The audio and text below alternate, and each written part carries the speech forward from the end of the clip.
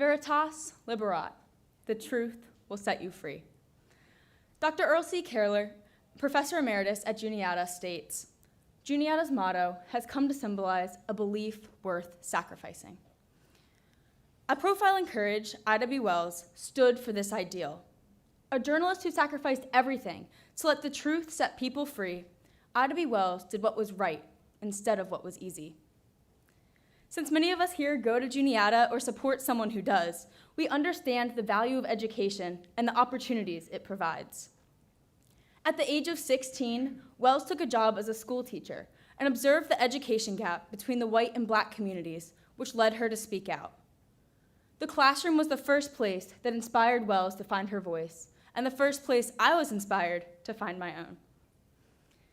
In third grade, my class performed a wax museum filled with Walt Disney's, Helen Keller's, Abe Lincoln's, Amelia Earhart's, and one, Ida B. Wells. I bet you can guess who that was. As parents mingled through our classroom museum, pressing the start buttons, I began my speech again and again. Hello, my name is Ida B. Wells. I was born into slavery in Holly Springs, Mississippi on July 16, 1862, during the Civil War. The sash I wore read justice, and tonight I'm honoring Wells as I did 11 years ago, but this time my voice has been developed through my time here at Juniata. In third grade, I admired Wells's pursuit of the truth, but now I recognize just how courageous that pursuit was. I am defining courage as the ability to challenge what some believe is unalterable through persistent commitment to truth. It's allowing your heart and your head influence decisions to push past adversity. The courage of Ida B. Wells allowed her to share the truth, investigate the truth, and redefine the truth for the cause of justice. The courageous acts of Rosa Parks in 1955 are rightfully acknowledged today, but over 70 years before, Ida B. Wells faced a similar situation. She bought a first-class train ticket, but was ordered to move to the car reserved for African Americans. As they tried to manually move her, she bit the conductor's hand, got off the train, sued the railroad, and won. The Tennessee Supreme Court's later reversal of this decision fueled her fight for justice. The Evening Star, a Memphis newspaper, published her story about the injustice she and others faced due to the color of their skin. She was officially becoming a journalist. Despite death threats due to her articles, Wells continued to educate about politics, race, and inequality in the South. Her controversial viewpoints resulted in pressures to stop writing by whites who resented what she was saying, but also by black readers who feared backlash. She lost her job as a school teacher. Tireless in her writing, she became editor of the Memphis Free Speech newspaper, exposing racial disparities, especially in education, declaring, "The people must know before they can act, and there is no educator to compare with the press." Eventually, Ida B. Wells bought co-ownership of the newspaper. Acknowledging that her audience was less educated, Wells wrote one-syllable words as frequently as possible and began printing on pink paper so that even those who could not read were able to identify it. These decisions caused many to question her credibility, but Wells did not back down. Her articles were published by black newspapers around the country, and free speech circulation tripled. Writing for everyday audiences, Wells had the courage to speak the truth, no matter the negative consequences. We can all appreciate the struggle of truth over reputation. Despite all judgments and risks, Wells had the courage to investigate the truth. In the early 1890s, a person of color was lynched almost every other day in the American South. White newspapers crafted the narrative that lynching was a form of punishment for those who had committed heinous crimes. Thomas Moss, one of Ida B. Wells's closest friends, was an innocent victim of a lynching. Wells's focus shifted, becoming one of the first investigative journalists, stating, "The way to right wrongs is to turn the light of truth upon them."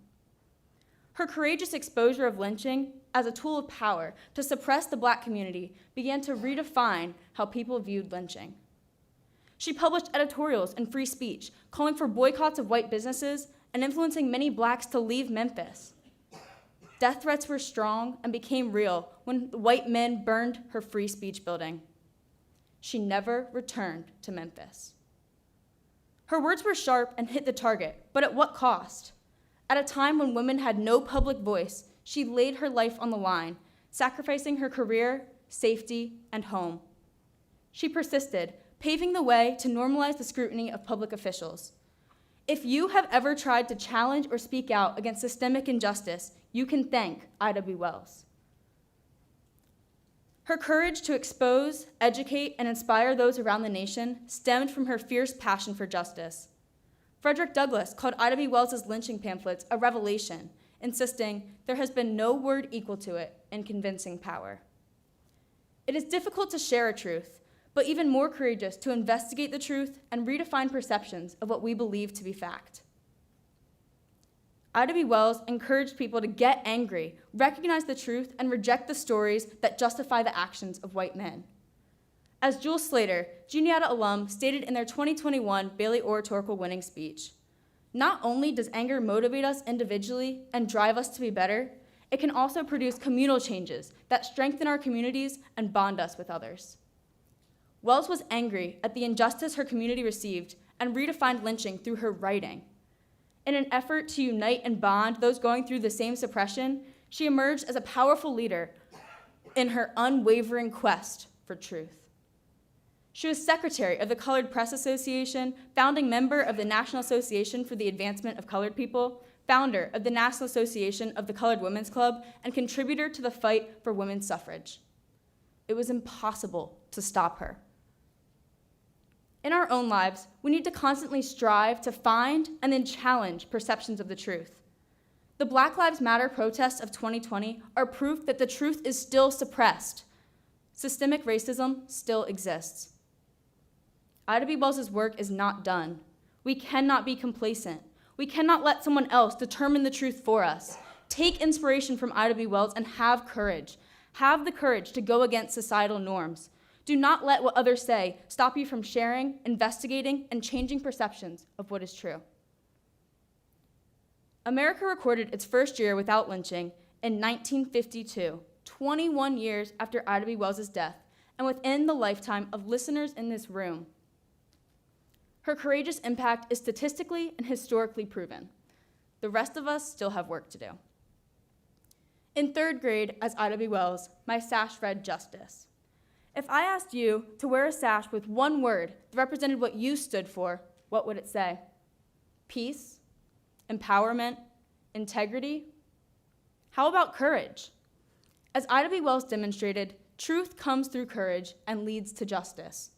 She reminds us all that veritas liberat, the truth will set you free, is worth the sacrifice.